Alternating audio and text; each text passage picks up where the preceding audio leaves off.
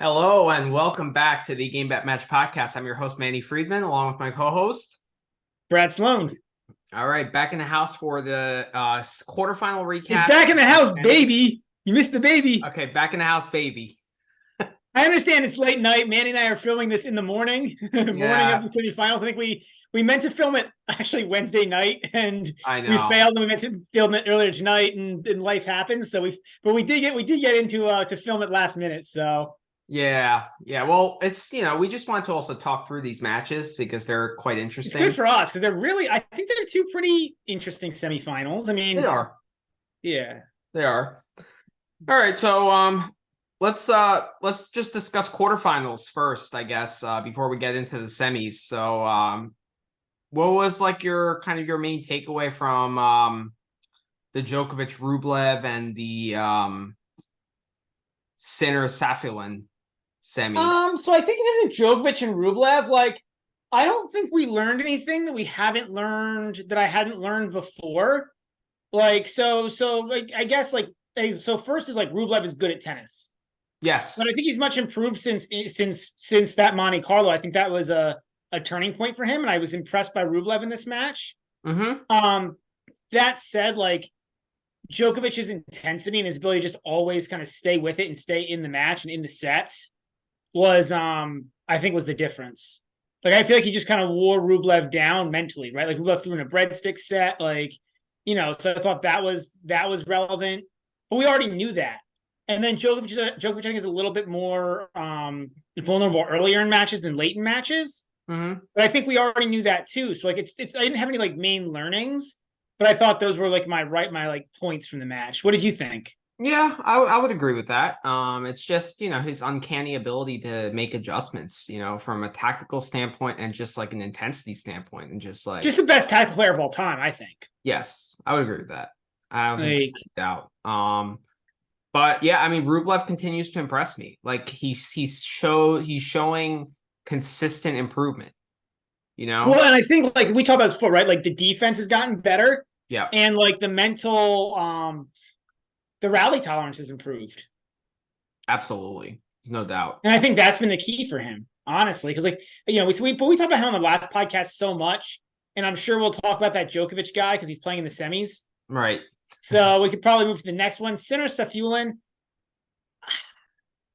I mean, look, Safiullin had a good tournament, but Sinner's just better, right? It's hard to have I didn't feel like I learned a whole lot there. I feel like they're both similar players, to be honest. Just Sinner does it 10 times better. Yeah, they both hit the big ball big. They're both good ball strikers from the back of the court, right? But Sinner is a better mover.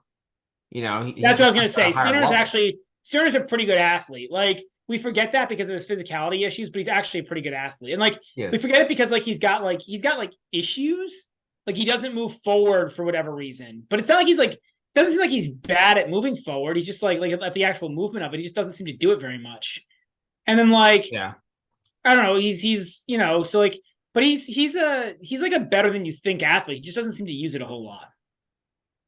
Yeah, I think that was the difference in this match, is that with two guys who with the guy who doesn't use his athleticism much because he's not that great of an athlete, versus a guy who's a good athlete but just doesn't use his athleticism very much.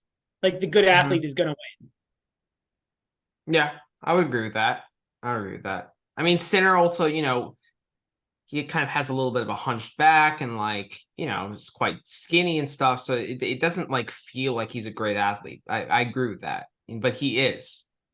When you see him play against Alcaraz, for example, his movement is actually quite fluid. Yeah. Yeah. It's there for sure.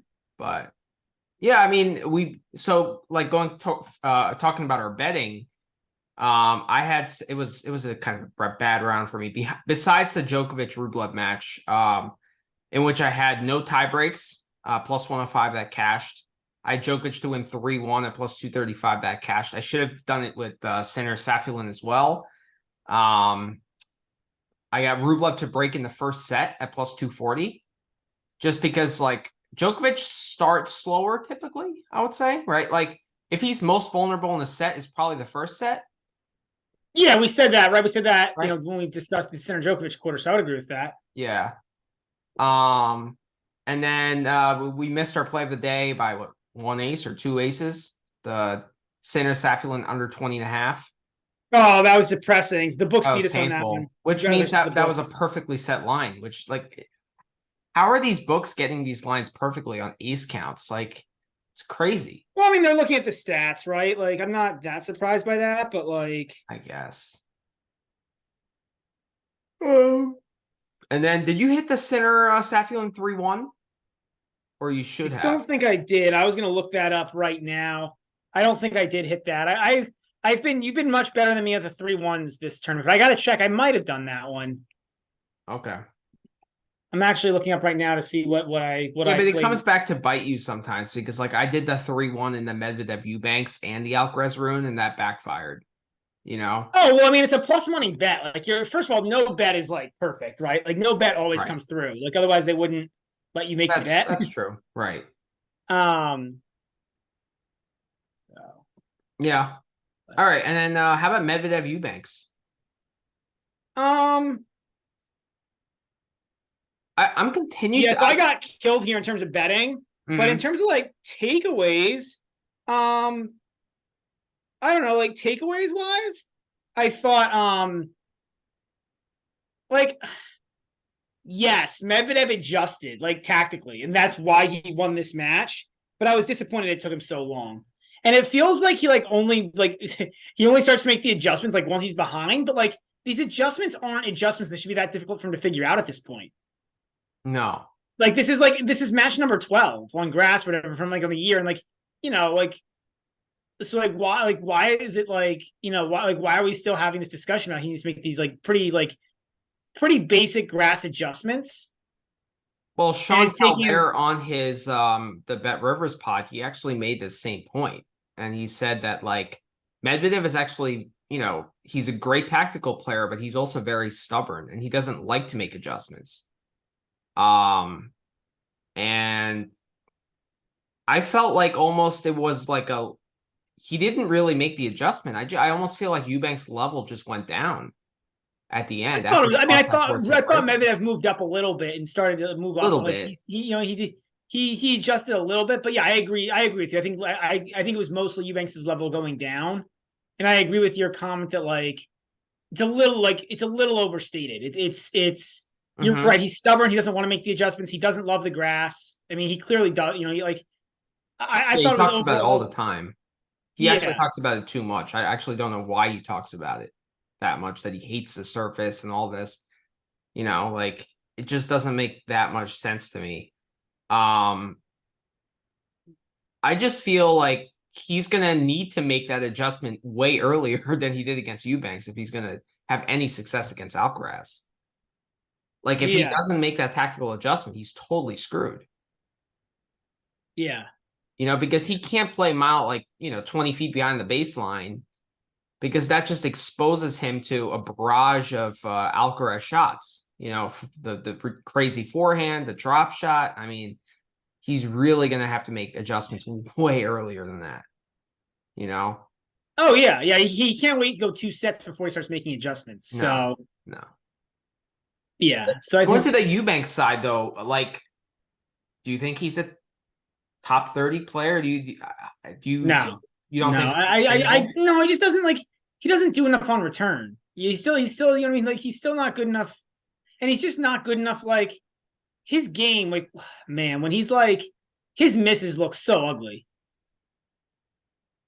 Yeah, but a miss 30 feet long is the same as a miss half an inch long. Like it doesn't matter, as long as the I shots that you know, make are good. I know, and I think he's much improved. Like there's definitely improvement in his game from like a year ago when he was like a decent challenger player, like Mhm. a strong challenger player, like a I wouldn't say a borderline ATP, but when he's a strong challenger player who would be like in challenger qualifying or in slam qualifying. I think there's a difference between that and this Christopher Eubanks. Like I see improvement, Mhm. but I don't know if it's enough to call him a top 30 player in the world. Like I get it, huge serve, huge forehand, can come in, can kind of volley, but like rally tolerance is almost zero still. Like It's improved. And I It's like that he improved, doesn't. but it's not good. Like, It's way better than Cressy's. is Cressy top 30? No, no. And like Cressy's found that second serve, that two first serve hack, which Eubanks hasn't gone to. And I'm not saying he should. Like I think I think Eubanks would be better off like improving his game. But I don't know. I think top 30 is a little strong. I mean, maybe top 50. To me, it's just impressive that a guy with quote unquote no rally tolerance takes 2 sets off of Medvedev. Like it It from a is. matchup perspective, it just seems impossible that he can do that on a relatively slow Well, but I grass guess court. like Medvedev's tactics were so bad in the first 3 sets. Like even once he got into points, he was just doing his normal like stand at the back. Like the reason why Eubanks was winning is because he didn't have to play rallies. He was just charging the net at the first available opportunity, and like Medvedev was standing back and letting him. Yeah. Like Eubanks came to net like 80 times or something insane. And like it made sense because like he was winning most of the points, and like Medvedev was, like he hit a couple good passes, but for the most part, like it's really hard to make those passing shots that Medvedev makes consistently. Right? They're highlight reel shots when he misses them, but what you don't see are the 4 that he missed.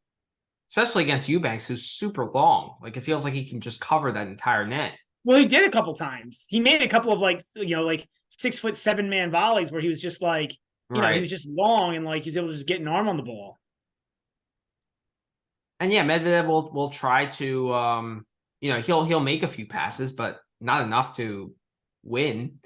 And like for Eubanks to win a 6-1 set, like I mean, look, it was surprising. But I was, and like, well, let's give Eubanks his due, right? He made a run to the quarterfinals, and like he actually got to a 4-set tiebreak. Like he was that 4th set, he won like 1 point on return in 6 games, so it wasn't like he was like doing anything on Medvedev's return, Medvedev's serve, but like he got himself to a 4-set tiebreak to potentially go to a slam semi. So like we'll give him his due for this tournament run, but I do think there's like some pretty heavy regression that's set to hit, and he's actually probably more of a fade guy for me. Also, because I think the story's fun, and we'll see. Like, it might be one where the books give him credit because also because the story's so fun. Like, he was 9-0 in tiebreaks. That's not sustainable. You know what I mean? Like, there's so many things that like aren't really sustainable about this run that like I think I agree with the take. I wish like as a gambler he's a fade. As a fan, you want to root for him. Yeah, he's a nice guy and like plays with good, personality. Like it was a fun run to watch. Yeah, it really was. I mean, I heard the Match Point 9 guys talk about it. Like, if you rolled over all of his wins. Oh, yeah, you'd be like, it was insane. Mallorca, since the first round of Mallorca, I mean, you'd make so much money. Yeah. But like going back to Medvedev a little bit, like, so this tactical adjustment, we always praise him for being like a really good tactical player and like, having that ability, but like, when does he really change tactics? Like, I feel like it's few and far between, to be honest. His tactics within points are good. He doesn't do a whole lot of different, like, you don't have to do a whole, like, there's good single strategy, and he generally follows good single strategy. You don't have to be like necessarily like have like 30 different strategies in order to have good single strategy, right? Like his base single strategy is pretty good, especially on hardcore, which is where he's at his best. Mm-hmm. And so like that's why we call him a great tactical player. And he does do some really smart stuff. He uses his angles really well. He uses actually like moving people up and back really well. So he does a lot of like really smart stuff. But he doesn't change the tactic based on the opponent that much. He's kind of stubborn in a way where he thinks that he kind of has his set of tactics that he's going to use. He's going to play his game. But then it's also like, honestly, the biggest thing, right? Like, it's really just one tactical thing we bitch about with Medvedev, and it's just that he's too far back and not forward enough, right? Like, that's really the tactical thing that we complain about always with Medvedev. Like, there's really no other tactical complaint we have. It's just the same one over and over again. And I think that's what you're saying. Yeah, but now opponents are starting to read that. Like, whereas, I don't know if they're starting to read it or if it's just not the right, like, it's like, on clay, it's like sneaky important to come into the net because it's really the only way to like finish. It's really hard. It's like you really have to finish points because it's so hard to hit winners, right? Mm-hmm. And on And on grass courts, it's important to come into the net because it's hard to hit like a skidding ball. And like, even though these courts are a little bit, the Wimbledon courts are slower and the ball definitely sits up more in the grass, like it still is hard to hit passing shots from the back when the ball's skidding even a little bit more than normal, right? Mm-hmm. But like on his preferred surface, which is hard court, even like neutral, any like neutral to fast hard court where the ball's not sitting up, like where you don't have to come in really to finish points, and you can kind of like use that athleticism and use what he does. Like so it's more of like it's more of a court adjustment, and I think that's where he's like stubborn. Like I don't know if it's opponents figuring him out or if it's like just not good courts for him. Well, I feel like back in like 2019, 2020, when he kind of like, I mean, he was on the scene, but like when he made that step up to be a contender, like I feel like opponents were like, what the hell is this? Right. And now I think there's a piece of it that's that, but I think it's more, I don't know, I think it's probably, but like, cause he was never like, okay, he's never been good on anything but fast hard and fast and neutral hard. And he just like, the thing is like, you can do that, right? Because there's so much of the tour is hardcore. Like, basically the whole season, right? yeah, like he can, but I just feel like players are kind of understanding how to exploit this better. who's done it on a fast hard court, on a fast or neutral hard court? Who's figuring out how to exploit this better? I mean, like Kyrgios did. Yeah, yeah. You know, there are a few guys. I mean, Alcaraz certainly did. I mean, those guys obviously have the tools. Well, Alcaraz was on Indian Wells, which isn't really that's a slow hard court. That's a very slow hard court. It almost plays like a clay.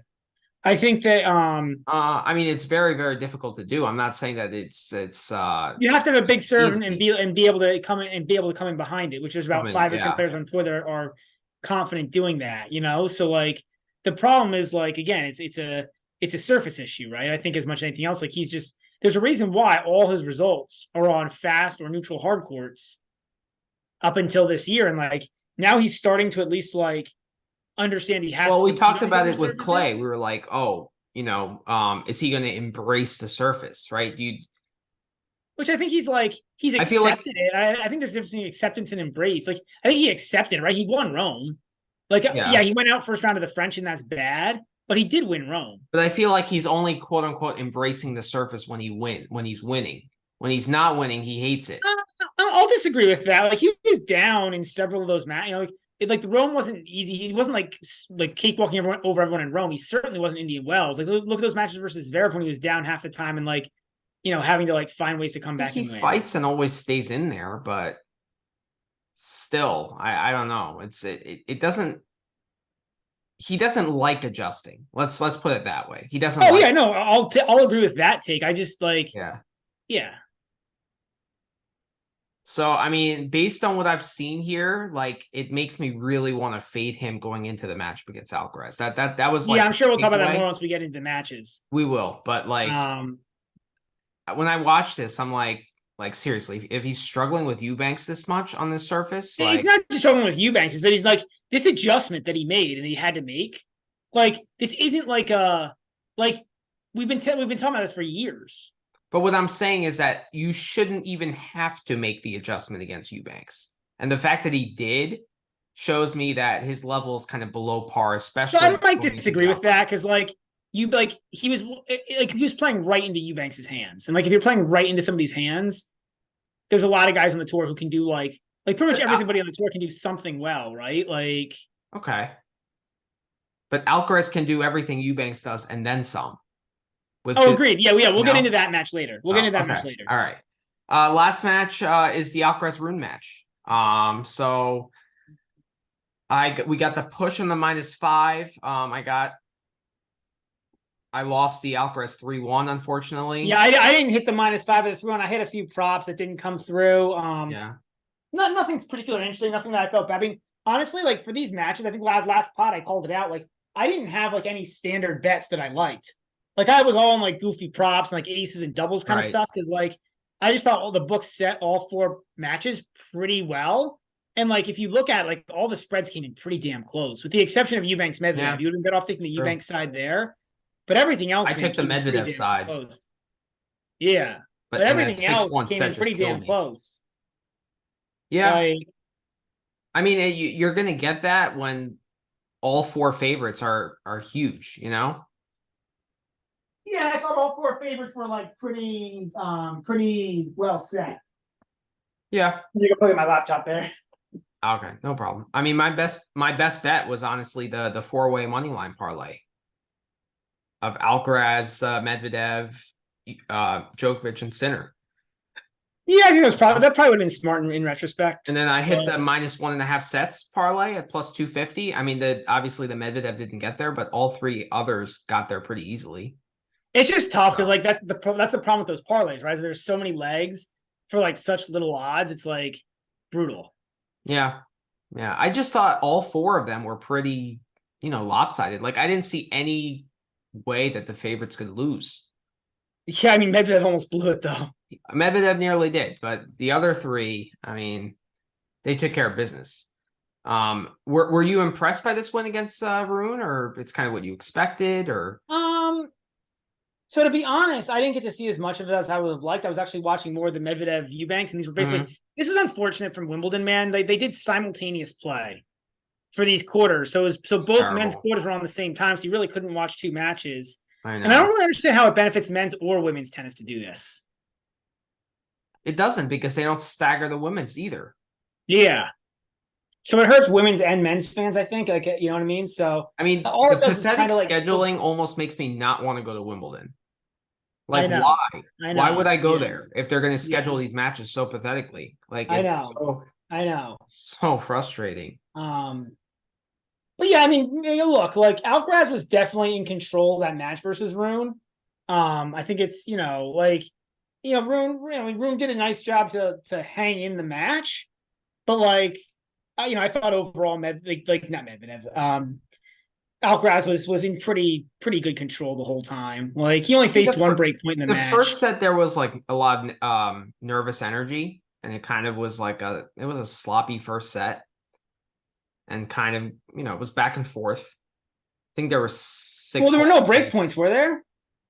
There were no breaks, that I know for sure. There were no breaks. There were tie break. Just Alcaraz just kind of dig in at 3-all.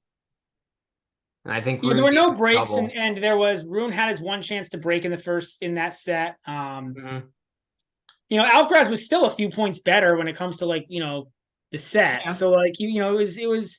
I mean, honestly, like in terms of the in terms of the difference was pretty similar the whole way through until the third set. Like Rune was kind of in it for 2 sets, and then the third set. I mean, even though he almost came back at the end in the 5-4 game, he really didn't feel that way. Like it was Alcaraz was clearly the better player, and it wasn't surprising. Like that was the problem with these matches, right? It's like I thought Rune would be good for a set there. I was wrong to be the Alcaraz 3-1. Yeah. I thought Rune would be good for a set. I don't feel terrible about it. Like the first set, was he likely to win? No, but he could have stolen that one. Yeah, 6-4. The second set, he might have been able to steal theoretically. Like I don't think it was it was probably less likely than the first even. Right. He might have been able to steal that one. It was really just the third where he just. Well, it was less likely given the first set. What happened in the first set. So yeah, probably true. The match script kind of didn't go in Rune's favor. To steal a set. Yeah. I would say. And I think he had to steal the first or the second if that was going to cash because of the 5-setter he played against. It was going to be tough once he was down 2 sets. It was going to be tough. I agree. It's going to be tough, yeah. And the Fokina 5-setter plus the Dimitrov match was quite physical, to be honest. So okay, yeah. All right, so I think that wraps it up for the quarters. I mean, yeah, decent quarters, but like. Just a little bit underwhelming. Okay, the problem was just like it was just unfortunate. Honestly, it's just like the problem is that we talked about at the very beginning of the tournament. There's 2 guys who are head and shoulders above. Well, there's one guy who's like a head above, or head and shoulders above, and there's a guy who's a head above, and then everybody else is below that. And the problem is he's trending towards being head and shoulders above as well. Yeah, the one guy, which I'm sure you can guess who he is. And then the other 2 guys just ended up matched up against the wrong guys. Right? Like if you had Sinner Rune, I think that's an interesting match. If you mean Sinner Alcaraz? What? You mean Sinner Alcaraz? No, I mean Sinner Rune. If you have like one of the top 4, one of the top, like if you move those like the guys who lost, if you took like Rublev and put him against Sinner, or Rublev and put him against Okay, Medvedev, I got you. Okay. right? Like those are interesting matches, right? Like if you were to reseed this bracket right after like going into the quarters, and you were to run it out as like a true bracket, and you were to have like Medvedev or not Medvedev, Eubanks and Safiullin as your 7 and 8 seeds, and Djokovic and Alcaraz as your 1 and 2, and then let those other 4 guys play each other. I think those would have been interesting matches. The problem is that I don't think anybody except for Alcaraz and Djokovic are particularly interesting matches at this point for Alcaraz and Djokovic. Maybe Sinner just because of the rivalry and the fact that it's been close in the past. But like, I don't think that like, so I guess that's my take on it, right? Like, I think like if Rublev plays Sinner or if Rublev plays Medvedev, I think that's interesting. Same thing for Rune. But unfortunately, those 2 guys got matched up against the best 2 guys who, like, honestly, I almost went the worst way possible because even like Rublev Alcaraz could have been like theoretically a little interesting, I think. But like Rublev ended up against the one guy who he can't beat. Yeah, he might even be better. I actually think he's even better than Medvedev. And I think it's arguable. I actually think Rune would have better chances against Novak than Rublev.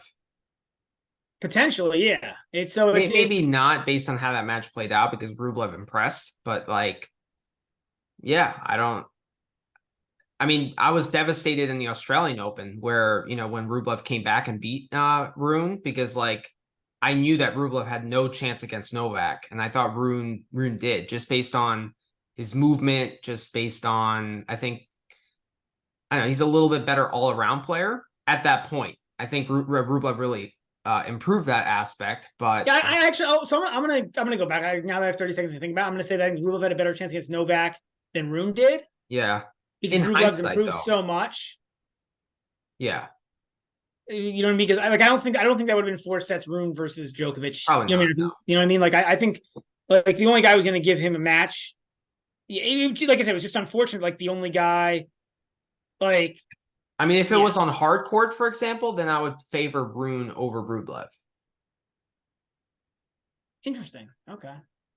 I don't think I agree, but interesting. Rublev is playing so well, man. Like, and it's hard to say because we haven't seen it on hard court because kind of this transition started on the clay. But man, he's been really good. Okay, I just think like Rune has a better backhand still. Like I agree with you. Rublev has really improved. I'm not denying any of that. I just think that Rune matchup favors, or the Rune. The problem is there's still tacticals, there's still tactics, there's still fitness, right? Which like there's a lot of stuff Djokovic can exploit against Rune, especially in the best of 5. Best of 5. Okay, yeah. But yeah, though I totally agree with you that those quarterfinal matchups kind of were exactly. It was literally the worst. It was the worst matchups possible for the quarters, and the best matchups to get these semis. Yeah. If Wimbledon was looking for these semis, I don't know if they were or not. Like, but so I guess but that's my overall takeaway. Any other thoughts on the? I think the semis would be better if it was the other way. If it would be Alcaraz Sinner and Medvedev Djokovic. Oh, I 100% agree. I 100% agree. Right? I guess that's what we'll get into with these matches. Yeah. So I guess we start with with Alcaraz versus Sinner. No, Djokovic versus Sinner. Right. So yeah, Djokovic. Yeah. Djokovic versus Sinner. Yeah, this guy Djokovic, who somehow is still in the tournament. Now, I'm not really sure how he got in, but somehow they let him in the tournament. So Sinner has had the easiest draw probably in history of Grand Slam tennis. Yeah, do you want to pull up the line and we'll just talk through the line first? Okay.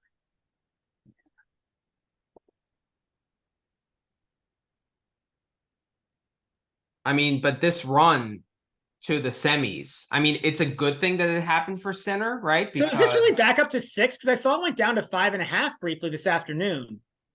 Yeah, I guess it went to 6. Well, it looks like it came back to 6. So before we get into it, I'm not surprised by it. You have the before we get into it, I just want to talk about the Sinner, like the draw, like coming up to this point. I mean, I think that that's his only chance here, right? The fact that he's had such an easy draw and hasn't had to expend any energy. Yeah, he's had a pretty good draw. I'll agree with that. It's a really good draw. I think it's the weakest draw ever up to a 7. So I hate using that because like it's just like I'm sure like I don't know you probably could go back and find somebody who had a weaker draw at some point. It's the weakest draw I can remember. It's a really bad draw. Like, who's the best guy he played? A Halles who didn't really particularly prep for this tournament. Yeah, exactly. Maybe Safiullin because of how good Safiullin was in this tournament. Like, but it's one of those two guys. It's not good. It's not good at all. So getting into the line, it's Sinner. The game spread is 6, so Sinner's getting 6 at -120. Djokovic is laying 6 at -110 on Bovada. The money line is -550 for Djokovic, +400 for Sinner. And the over-under here is 36.5. Yep. So your thoughts on this, Manny? Oof. So I don't like any of these traditional lines. I think they're actually perfectly set. I think between 5.5 and 6 is where I would set it, to be honest. I think Sinner steals a set here. And I would probably lean the first set because what was the first set money line? 230. Oh man. I kind of like that. That's getting there. I actually prefer just playing the Sinner to win the first set and Djokovic to win the match at like +400. That's probably my favorite line here. So I'm on that as well. In terms of traditional lines, I'm also on Sinner to win a set at -135. I think that was the line last I saw it. Yeah. I got it early, so I think I got a slightly better line, but now it might have, I don't know, it keeps moving around, so it might have bumped back. But what line was that? Sinner to win a set. Sinner plus 2.5 sets or anything. I saw that. I hit it. I put 1 unit on it. It was -145. It's pretty juiced. I got it earlier and I got it. Yeah, see, I got it earlier and I got it at 135. So that's what I. Yeah, it's a little better, or 130. I might even have 130. But yeah, so that's what I have there. I do think because I think the 6 is a little bit disrespectful to Sinner. But only because I'm afraid. But I'd rather take the set than the game because I do think Sinner could be liable for a 6-2 set here. Exactly. Like if it gets physical and it's a 4th set, for example, and he's starting to get tired, 6-2 is totally in the cards. So I don't want to play the game with you either way. I agree with you on that take. I think we're on the same page here. I was interested to see if you have a play here, but yeah, I think we're on the same page here where I think we both like Sinner win a set. I also agree with you that I think if he does win a set, I think it's gonna be one of the first 2. So I also am on the same play as you are with the Djokovic to win from behind. At the +400. I think that's great. I like the draw on the double faults here. I don't. I think 4-1 is just kind of a lame odds for it. Like, I agree they should end up really close. They have very similar double fault percentages. I think it's like 3.1 versus 3.2. They've double faulted pretty similar number of times throughout the tournament. So, like, I'm not going to fault you for it. Like, if it was 500, I'd be completely behind you on it. But, like, I usually just in principle don't like the draw unless I'm getting, like, honestly better. Even if it was like 450, I'd probably take it, to be honest. I might even hit it at 4-1. We'll see. Yeah, like it's just good enough because they're averaging very, very, very similar amounts of double faults. Yeah. No, I 100% agree with that take. It's just like you're now betting on like 2 random numbers to be the same. And at 4-1, you're getting close to where that's not as good of a bet anymore. Okay. But I don't think it's like I might hit. I think it's probably pretty close to 0 EV. I might tag you on it and hit it. Okay.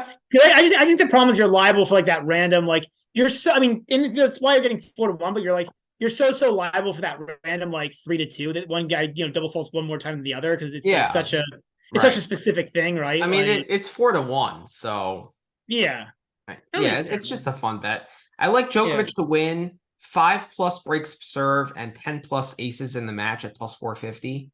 Is that 5+ breaks of serve for Djokovic or no, that's in total. Oh, that's total. It's interesting. I'm not quite on it. I don't think the odds are quite good enough, but it's close. Okay. Now, my favorite bet of this match.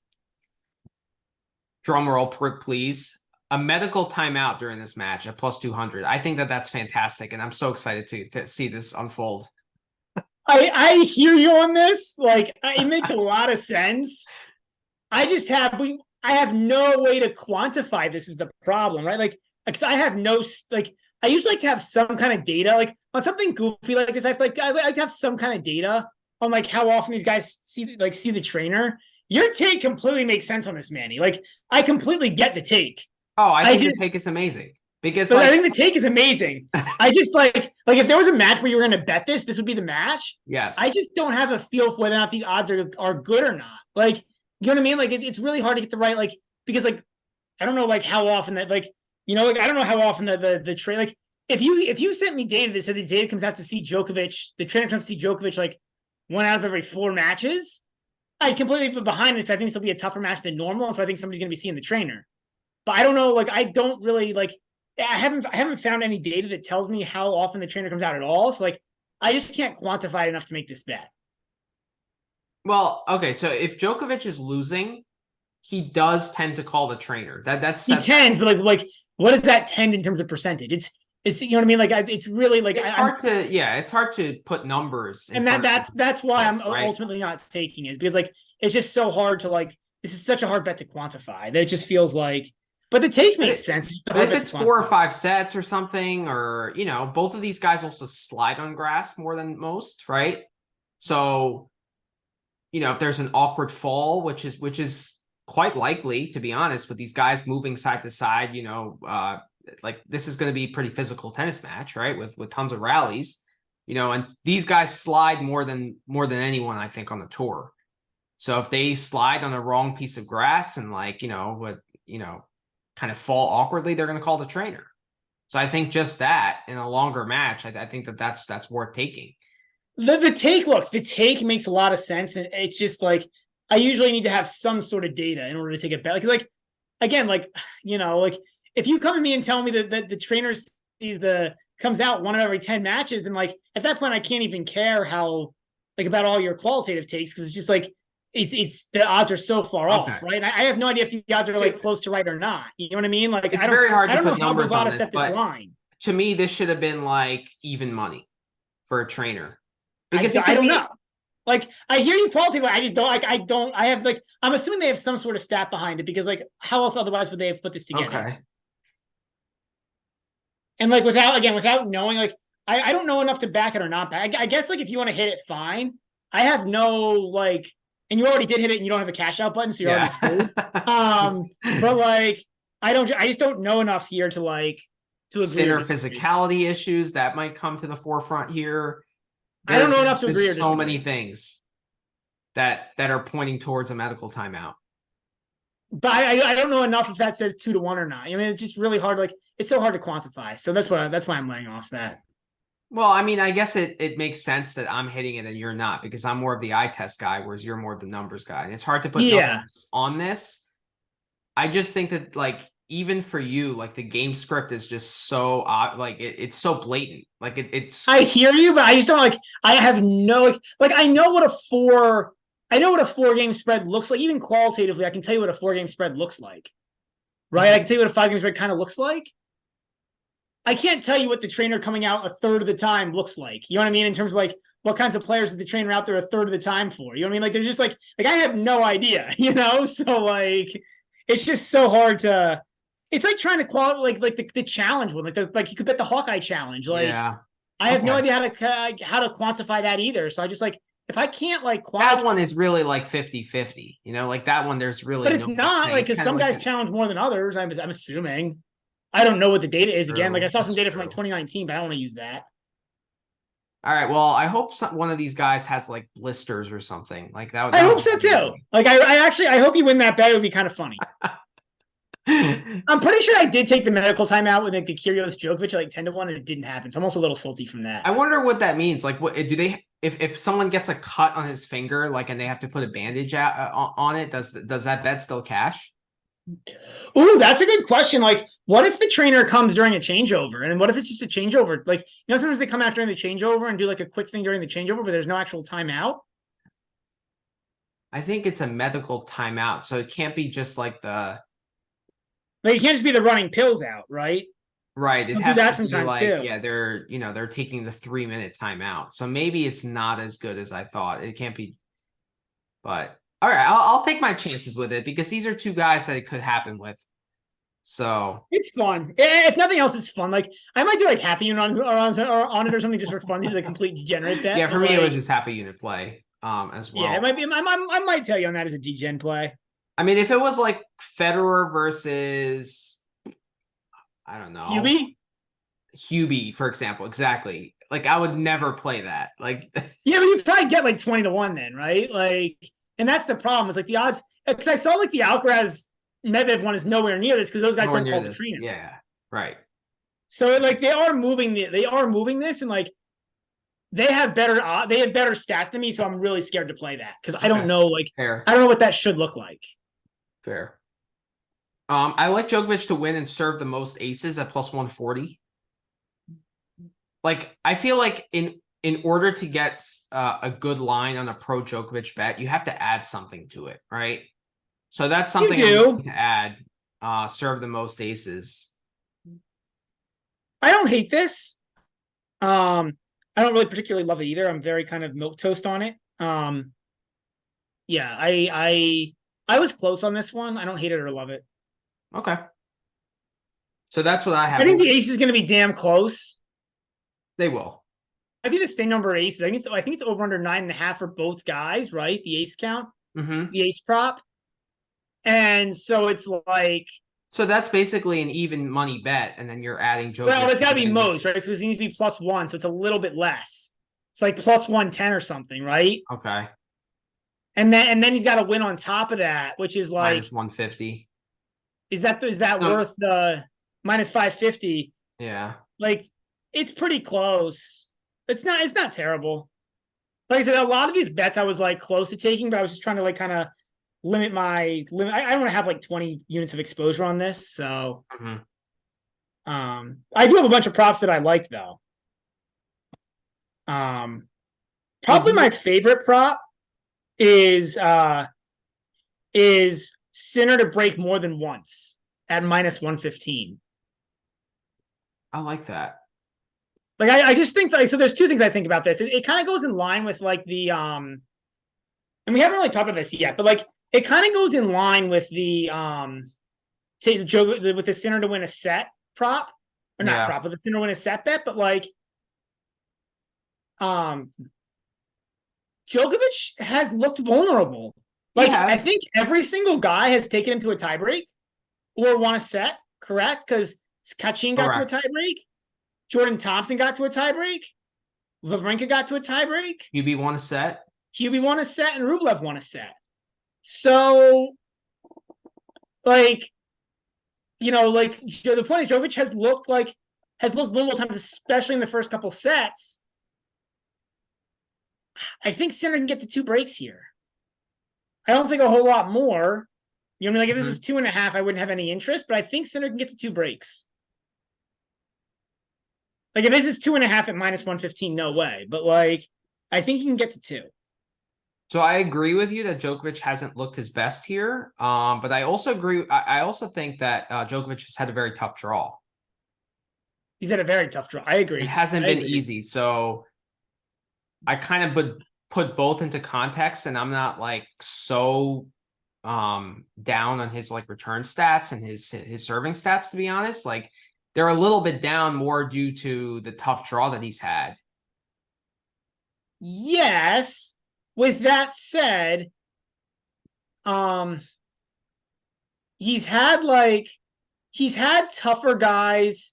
He's had tough players to play against, but more guys who are tough because they hold serve more, right? Like Thompson's in that bucket. Hubie is in that bucket. Hubie is the definition of that bucket.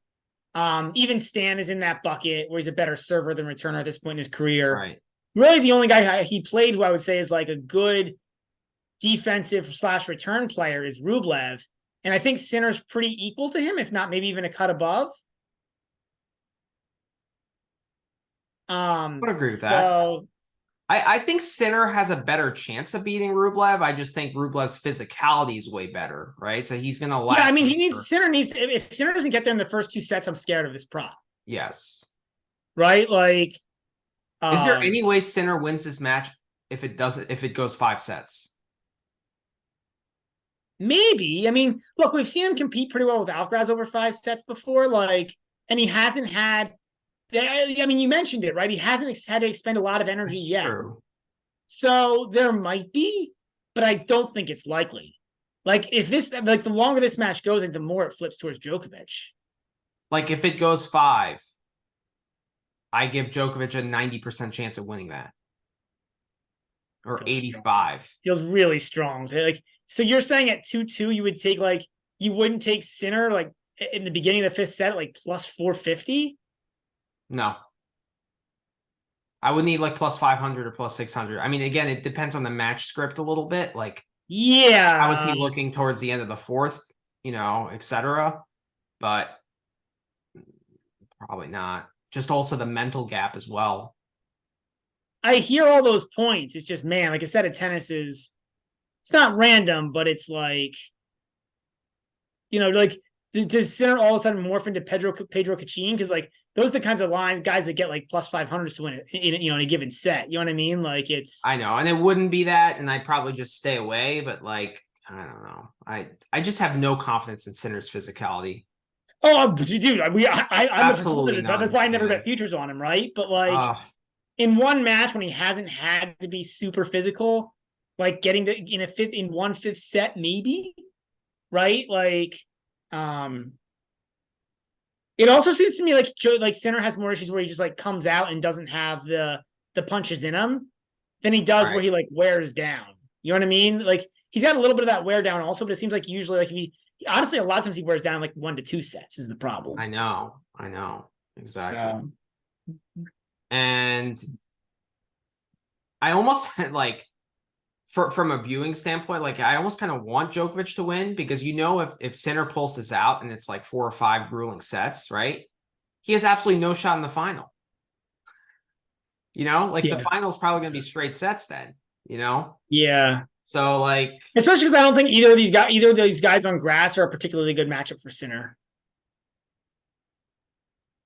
oh, Alcaraz or Medvedev?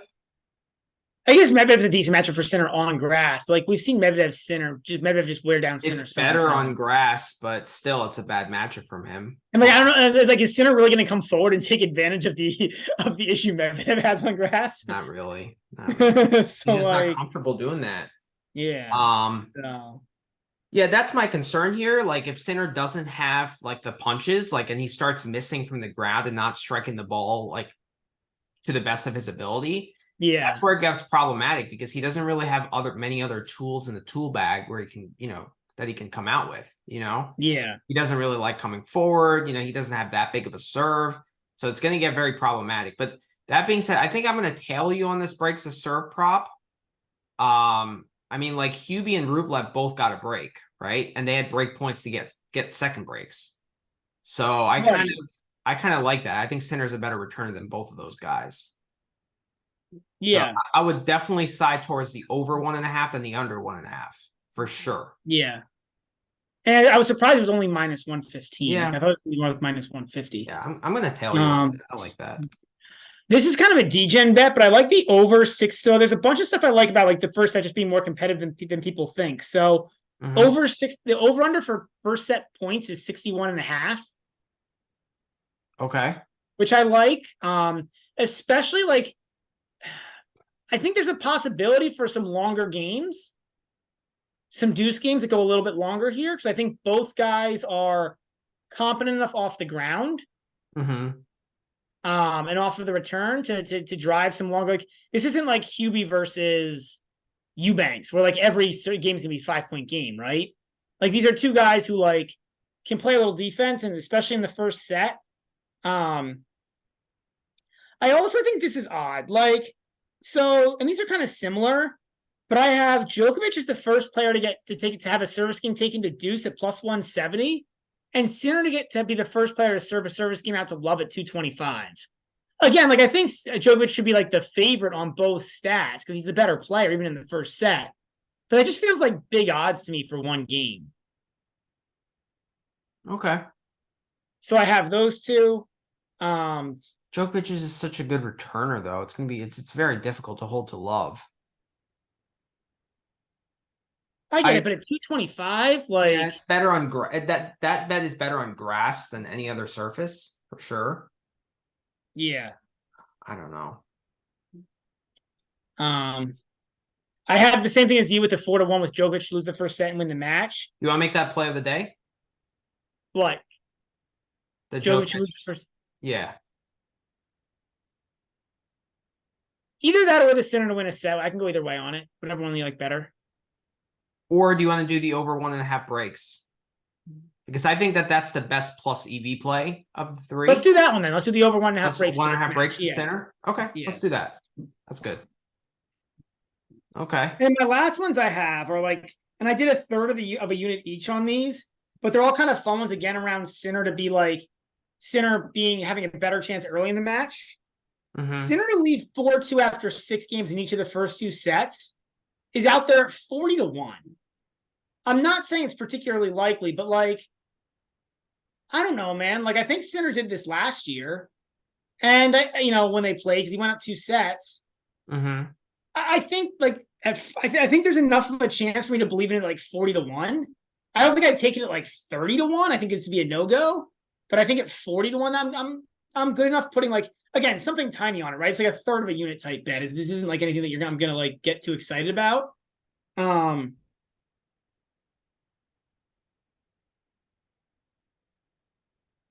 Yeah. So Sinner broke 4 times in their last meeting at Wimbledon last year. And all in the beginning. Yeah, first That's 2 the sets. problem. It's got to be the first 2 sets. And then like they tied on aces, 8-all, 8-8, and the Sinner had 7 doubles and Djokovic had 5. So very close in both stats. Yeah.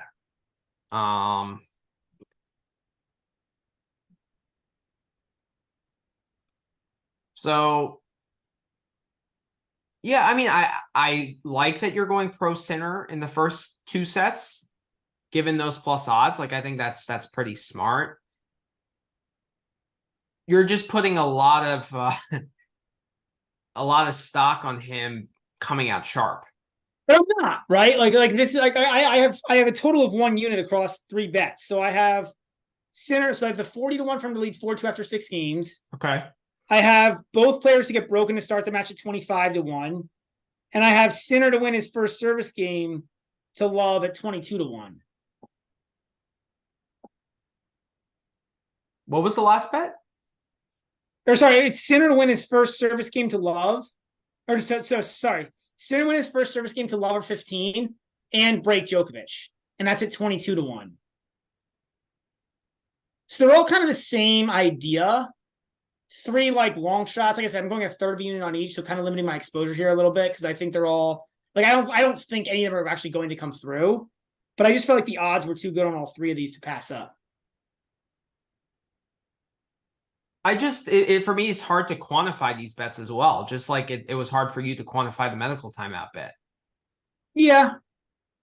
I get that you're getting way better than 2-1 and then I'm getting on the medical timeout bet, but still, I don't know. I'm a little bit weary of just Sinner coming out and not starting sharp, And if I do, I lose 1 unit, right? Like it's 3. It's a third of a unit across 3 bets, like, and they're all like 40-1. Like there are things like I'm not expecting to hit these, right? Like it's a couple of just long shot plays. Okay, that's fair. And then I guess I have a total of 2 units. I'm going half a unit each on the first to serve game to love, and the first service game to deuce. So okay, first service game to deuce. What were the odds on that? So Djokovic to have the first service game taken to deuce plus 170. It doesn't have to be the first game. He just has to have a service game taken to deuce before Sinner. It also feels like a very weird thing because like it seems like because like he could get like it's the first time a service game taken to deuce. So like he could get like if Sinner's not coming out sharp, he could get broken. And that doesn't count as a service game taken to deuce. Right. No, I kind of like that. Where'd you see that bet? You got to scroll through. I can't remember. It's on there somewhere. It's probably down further after all those. It's because it doesn't necessarily have to be the first service game. I think it's down below like the first service break and stuff. Like keep going down. That's what the breaks a serve. Yeah, right there. You got it right there. We'll have the first service game taken to deuce. Djokovic at plus 170. Just feels like Like I don't disagree that it should be like that Djokovic is going to be more likely to hold serve easily, but 170 just feels like a high number. Yeah, there. he does have some service games taken to deuce. Yeah. It's not like he's like holding the love every game, you know.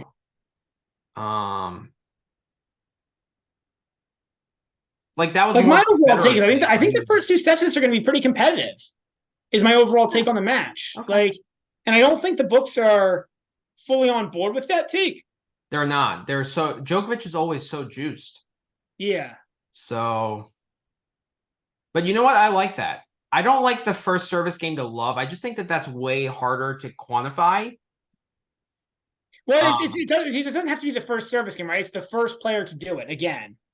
So First player to serve a game to love. Yeah. Again, I think Djokovic is the more likely player, but just like 225 seems like a pretty good deal there to me. But I get it. I get it. I prefer. He's also kind of sucked because like I don't really know like enough about serve order and like which guy tends to serve first more than the other guy, and that can screw you over with these. True. But yeah. But I think the most likely result is Djokovic in 4 with a similar game script to the Rublev match. Honestly, I agree. That's my if I had to call a script, that I would be calling that script. But I don't like but I think Djokovic could win this in straights.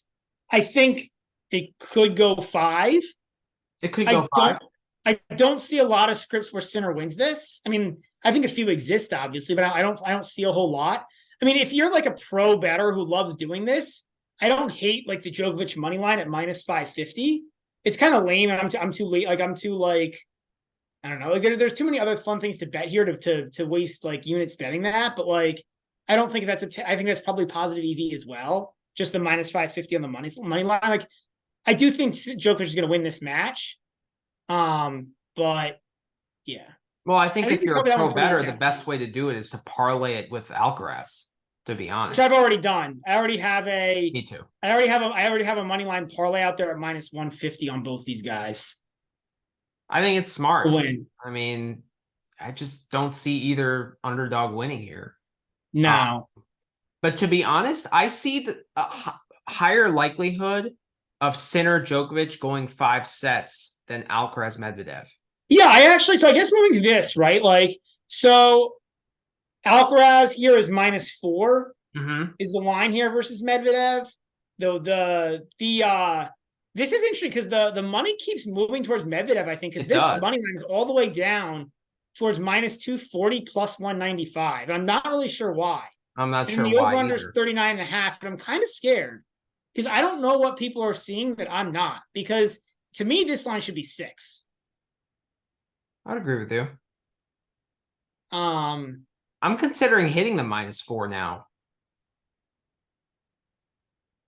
I see. I'm going bigger than that. Like, I think the minus 4 is a good play, but I'm going bigger. Like I'm on 3-0 here, Alcaraz. Like, and I've got all kinds of stuff here that's just like super pro Alcaraz because like, yeah, I don't see like what how does this go any better for Medvedev than Indian Wells did?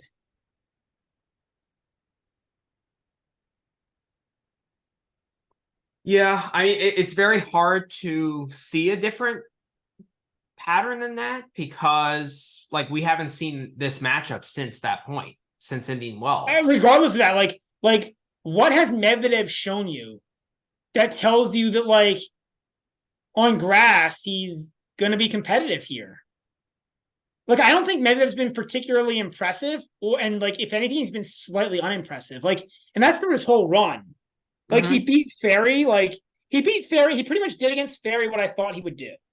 One competitive set, and then he beat him. But, like, Ferry's a college kid. Like, that's not an impressive win. It's not impressive. I thought the Manarino win was pretty impressive. That was his best. That one he did better than I thought he would. Yeah. But again, that's Manarino who, like, we know he's playing for, like, 250s and 500s at this point. Like, slams are, like... Yeah. It's not that he doesn't care about slams, after the Mallorca run. What? He may have been fatigued after the Mallorca run too. Yeah, like he's just, you know, like he knows that like it's going to be hard for him to do well at best of 5. So like his best strategy is to like dominate the best of 3s. Yeah. Who did he beat in the 3rd round? That was Manarino. No, Manarino's the second round, no? Oh, yeah, second round. Third round was Fucsovics. Fucsovics 4 sets, exactly what I thought it would be. Yeah. Good matchup for him, and he still took a little bit of time to work through. Mm-hmm. It was fourth round. Lechka doesn't count because Lechka couldn't move. Was hurt, and then Eubanks. And then Eubanks, I thought was unimpressive. I thought he should have beaten Right. up Eubanks a lot worse. Like Me too. for a guy who's supposed to be a great tactical player against a guy who's got very. I mean, look, we love Eubanks, but like he's got a limited toolbox. Mm-hmm. And the fact that Medvedev couldn't use his myriad of skills. Well, it's not really a myriad of skills, like we said. Like the fact that that it took Medvedev so long to figure that out, to me, was not impressive. Yeah. So, whereas like Alcaraz, like beating Rune in straights, that's better than I thought he'd do. Like he controlled that match more than I thought he would. Alcaraz just has a very quick learning curve on the surface, and like we talk about Medvedev maybe not embracing the surface that much or not accepting it. Like Alcaraz has accepted it in spades, right? Like no, yeah. but he loves it now. Like he's really enjoing it, Yeah, embracing that challenge. So yeah, he broke Berrettini to no end. I mean, he figured out how to break Berrettini like 7 times or something insane. Yep. Yeah, when Berrettini hasn't gotten broken the entire tournament prior to that match. So he only found 4. It wasn't as good as I thought. He found 4 breaks, but like still, he broke Berrettini 4 times when Berrettini hadn't been broken the entire tournament. Like that's not bad. This is an interesting thing. So Djokovic is the best returner for sure, but I think Alcaraz is the best first serve returner in men's tennis. Would you agree with that take? Like, I feel like he gets the most first serves, like tough first serves back in tough positions. I think it depends how we define it, right? Like, because like we've talked about this before, right? Like what makes Novak such a good returner is that he's so aggressive on the return. Alcaraz isn't as aggressive on the return, but he gets more balls in the court than Novak. Whereas Novak doesn't get as many balls back, but when he gets it back, life sucks. Right. So like it's a different type of returning. So it's kind of hard to compare. Yeah. It's close. Like obviously Alcaraz's style is going to be a lot better on first serves, whereas Djokovic's style is going to destroy you on second serves. It's close. I hear your point.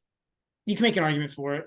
It really depends. Like it's really hard. I mean, it'd be really interesting to see who wins more first serve return points. That's got to be a stat. It has to be a stat. It is a stat. I'm curious to see what that is. I'm looking up right now. Yeah, I mean, so last 52 weeks, return percentage versus first serves, points won. Top guy, Carlos Alcaraz. Carlos Alcaraz. Number 2, Novak Djokovic. How big is the gap between the two of them? What? How big is the gap between the two of them? It's a 1% gap, 36% to 35%, so it's close. Okay. And when you flip it to second serves, I bet Djokovic is. then Djokovic is 1% ahead. So overall, they're really close. Okay. Interesting. But again, it's a little. I'm actually looking at the stats on different surfaces because I think that's kind of interesting. Somehow actually Djokovic beats Alcaraz on clay. And then Alcaraz is ahead of Djokovic on hard on first serve return percentage. Well, I actually think hard court is Alcaraz's best surface. I don't think it's clay. I think it's hard. Interesting take. Because I think he just gets a little bit more help from the court, and his shots are bigger on hard. That ball just explodes off the court even more so than on clay. So, and I think his movement is just as good on hard court, to be honest. I think it's really close. So I think it's I don't think it's like. But back to this Alcaraz Medvedev match, like I think that this is the worst matchup for Medvedev. I think he would actually rather play Djokovic on this court. Well, that's why I don't see how he wins a set. Because what is Medvedev like? How does Medvedev win a set here? It's actually going to be really tough for him. Like the only way is if Alcaraz plays like terrible for a set. Yeah, he has to be missing. It's all in Alcaraz's shoes. Or if Alcaraz is mentally overlooking this match, which we don't see him do too much. But if he's overlooking this match because the Novak finals coming up, I don't think he's going to do that. I'm just worried about him just making a couple dumb errors and just like having a prolonged lull, right? Like he's always due for a lull in a match.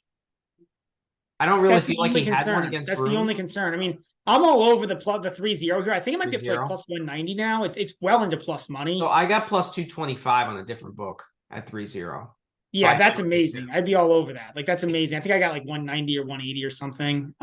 Yeah. But Yeah. my favorite play here is actually the more conservative play and going the minus 1.5 sets. I think that's fine. It's pretty juiced though, right? It's like 140 or something. It was minus 135. I think they took it down. I don't see it anymore. Oh, that's so weird. Yeah. Yeah, it's down for the moment. I'm sure they'll have it back up at some point. But yeah, it was in the minus. But I could see loving that play. I saw a lot of pro bettors on Twitter or on that. The minus one. Well, yeah, the pro bettors tend to be more pro like stuff in the 150 to 150 range, right? Right. You know what I mean? Like that's kind of what they do. Um, Do you want to make that a play of the day? Or you just like you want to make the more aggressive 3-0 play of the day?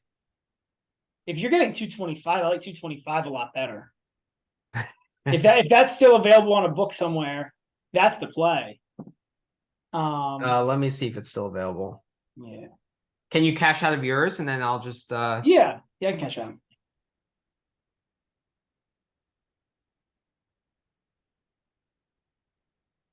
plus 225 Alcaraz to win 3-0. Yeah, let's do that. I think that I mean like that's just so much plus money, man. That's really good. Yeah. Like I honestly think that's about 50-50 to happen. I think maybe it's about 50-50 good for a set. What do you think?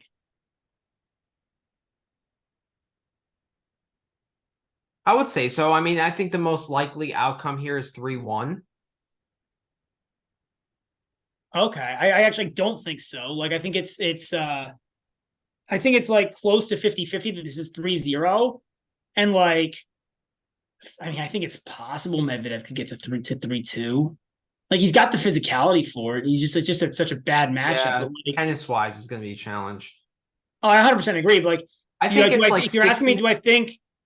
but if you're asking me, do I think Medvedev has a 10% chance of getting this to 3-2? I think so. You know, like if you gave me Medvedev plus a set and a half at 10-1, I'd take that. Yeah. Doesn't mean I particularly believe in it. It's just like at some point, right? Like anybody, I Right. mean, this is still pro tennis. Like anybody can win on any given day.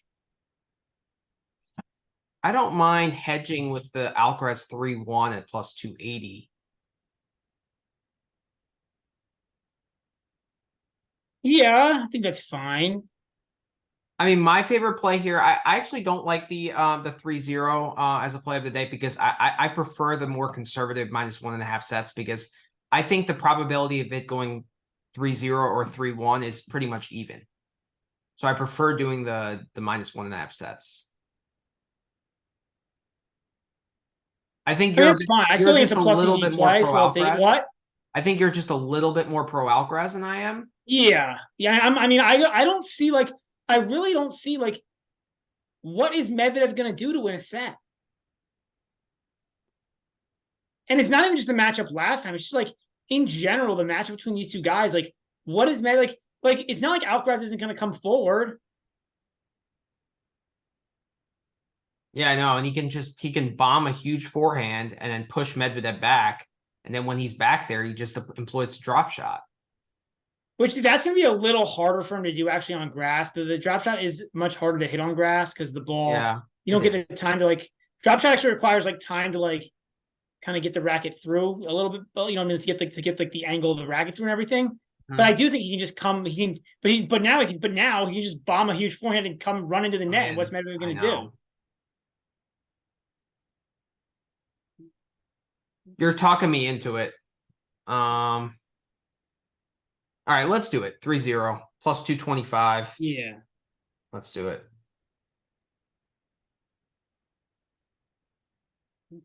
So it's plus 185 on Bovada, but I have it plus 225 on BetUS. All right. Cool. So that's going to be our play today here. So, as far as props go, what do you like here? I like under 15.5 aces. Both these guys are pretty hard to ace. We just talked about it with Alcaraz. Medvedev's the hardest guy to ace on the tour because of where he stands. I don't think he's suddenly going to get more aggressive for this match, at least for 2 sets. So I like that a lot. And I like that. Considering we also think it's going to be 3 hit or 4 ton sets. of aces against Eubanks. Medvedev hit a ton of aces against Eubanks, but in his matches before that, he really didn't. It really wasn't helping out Benny and the Soviets very much.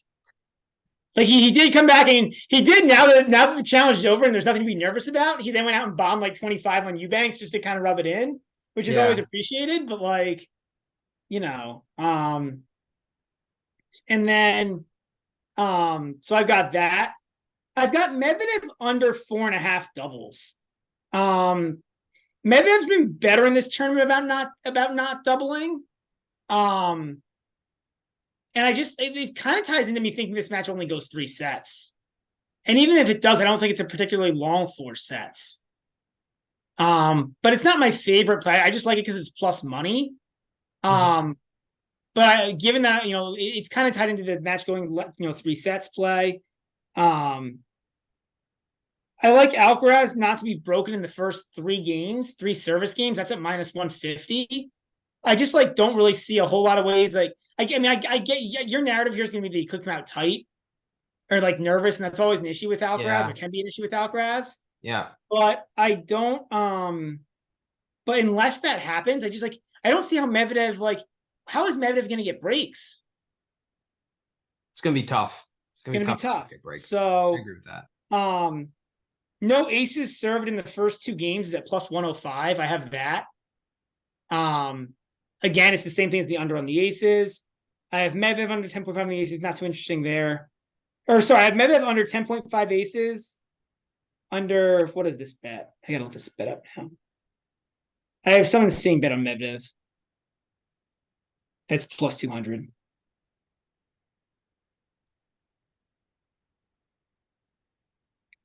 It's Medvedev under 10.5 aces, under 18.5 games won, and under 2.5 breaks of serve. I almost like that better than the 3-0 in some senses. What are the odds on that? 200. I actually don't, so I'm going to supplement the 3-0 with it. But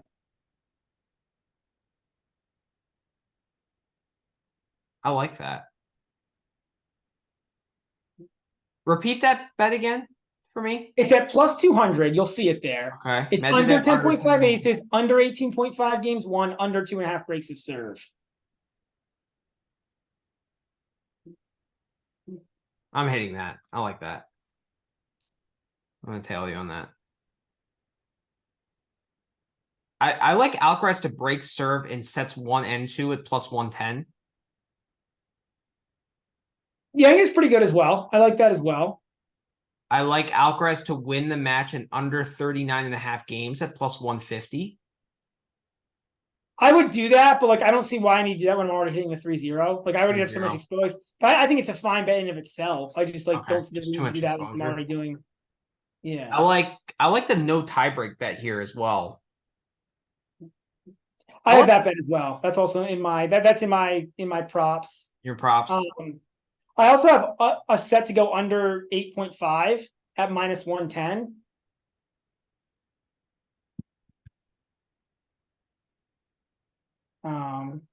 Okay. I have my favorite bet, Alcaraz to win in under 18.5 games at 9-1. Oof. It's tough. I wouldn't do it any lower. And tough. I went back and forth on this one. But man, I just go back to this, especially when it comes to something this long of odds. I don't think this is gonna happen. I think Medvedev will be better than this. But I just go back to that Indian Wells match where Medvedev didn't even look like there was a way for him to win 4 games in a set, you know? You like this a tie for most aces and most double faults at 100-1? Not particularly. I think the books are expecting Medvedev to win on the aces by 3 or 4 aces. It's a pretty decent sized gap. Yeah. And you got to remember, Medvedev is Carlos is a pretty good first serve return, but Medvedev's the hardest guy to ace on tour. Yeah, I think Medvedev is going to win the ace battle here, but like, I also think that if we think that this is going to be a pretty quick match, and it's only going to be 3 at most 4 sets, like the chances of that hitting are higher. Yeah, because the Shorter numbers the are lower, matches. 100%. Yeah, I mean, like, I'm not going to tail you on it, but it's a pretty good bet, I think. So how about this? First ace Alcaraz, first double Medvedev, and first set winner Alcaraz. Plus 450. I don't love it because, like, that first ace Alcaraz is less than 50-50. True. First double Medvedev is maybe 50-50. 50, yeah. And then So then, first set like, winner is probably like 70-30 or I mean, at least if not more, but yeah. like, yeah. Yeah. Stay away there. The amount of props is just ridiculous. It's Yeah. crazy. So our play of the day in this match is Alcaraz 3-0 at plus 225. Yep. We're gonna go a little more aggressive here because we went a little more conservative on the center match, right? Yep. I also have the -1.5 sets at minus 135. I'm also probably gonna hit that as well as like a semi like hedge. Yeah, I like it. The And last thing I then have here is again I'm going degenerate, and I have uh under 62.5 points in the first set. okay. I'm not gonna tail you on that, but All right. okay. And And then I have Alcaraz over 3.5 breaks of serve at minus 135. say again. Alcaraz over 3.5 breaks is at minus 135.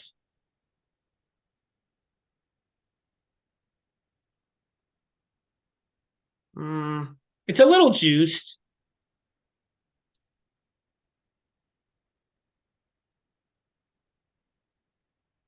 yeah, I mean he probably ends up at like 5 breaks, I would say, in this match. Yeah, Uh, it's too juiced for me. If that was even money, I'd certainly hit that, but it's a little bit too I get it. juiced. Yeah. Yeah. All right, and then my parlays here are Djokovic to win and Alcaraz -1.5 sets. And I Ooh, got I that like at that. plus 106. I I think like you that. just did the straight money lines, right? At plus Yeah, yeah, and I got 150. minus 150. I Yeah. might parlay the GBM plays of the day together. The center over on the breaks and the 3-0. Yeah, I got yeah. Okay. What's the over on the yeah. Here's with minus 15. I don't mind that.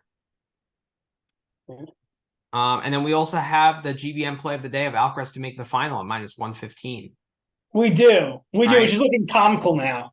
I mean, like seriously, that's just a That was joke. such a good line to hit. That was amazing. Yeah. So, all right. So, oh, super excited for these matches. Unfortunately, I'm working, so I can't really watch them. I mean, I'll have them Yeah, I'm on. working from home, so actually, and I have like no meetings, so I should Nice. actually be able to watch these, which I'm pretty excited about. Good. Yeah. All right. So just our pod schedule. So Saturday, we will be releasing our final preview, right? And As send well as it's our Newport, Bastad, and what else preview? What's the third Gstaad. tournament? What they moved Bastad and Gstaad in the same week? Yeah, I That's know. garbage. That It is such is. garbage, man. It's freaking ATP tour. Like you used to be like the Bastad Gstaad Kitzbühel triple. I And that know. was so like that was like my favorite triple. I think Redwood actually pulled it off a year or two ago. And that was like the coolest thing ever. And now it's no longer a thing. Like if you're gonna have two stads, they should be the same week. Yeah, I know. And then I think they have Hamburg the week after, and then they have Kitzbühel the week after, right? That's the Well, that's the problem when they add the extra time to grass season, they then have to like narrow up this like goofy European clay season. Yeah. It's Yeah. sort of like it's so strange how they have this summer European clays, like with all the tournaments they just didn't have time to, like it's honestly it's all the old clay tournaments that used to be played in the spring that they didn't have time for anymore as they added more stuff. So now they've like shoved these because like Hamburg, I think used to be a Masters. It used to be a bigger deal. Yeah, it used to be a Masters. And then it got relegated. So yep. All right. it So yeah. Yeah, so that does it. We'll also have a guest on Saturday for at least half the pod, right? So we're Yeah, excited. I think we'll have a half pod guest, so that'll be exciting. Congratulations on winning the Aces competition, by the way. I'm sure you're going to be You're now bragging on forfeiting. Saturday. You're giving in. I think I'm up by like 100 aces. I'm giving in. I was calculating it up to this point. Now I just stopped. You're the I'm winner. up by like 100 aces. Actually, the drama in theory is, can I beat you and Josh combined, which is possible. Ooh. I would need to have Medvedev go off the rails, like, and make the final. Like, it's like I think Josh had 120 and I'm up by like 100 or something right now. So I would need to have be like maybe when you go like 20 plus on your 3 guys, it's not gonna happen. But like, it's All right, stop bragging. Let's end this pod. All right, guys. Just before what was that? Before we go off, just a quick 30 seconds. GBM plays of the day are Sinner over 1.5 breaks at -110 and Alcaraz 3-0 at +225. Let's go. Vamos. Let's go. Vamos. Our plays of the day have really been slacking recently. Quarters weren't the best round besides the Djokovic Rublev for me. So we really need to get back on track there. For sure. Yeah. All right, now we can sign off. Okay. All right. Have a great night, guys. Enjoy the Bye, semis. Take care.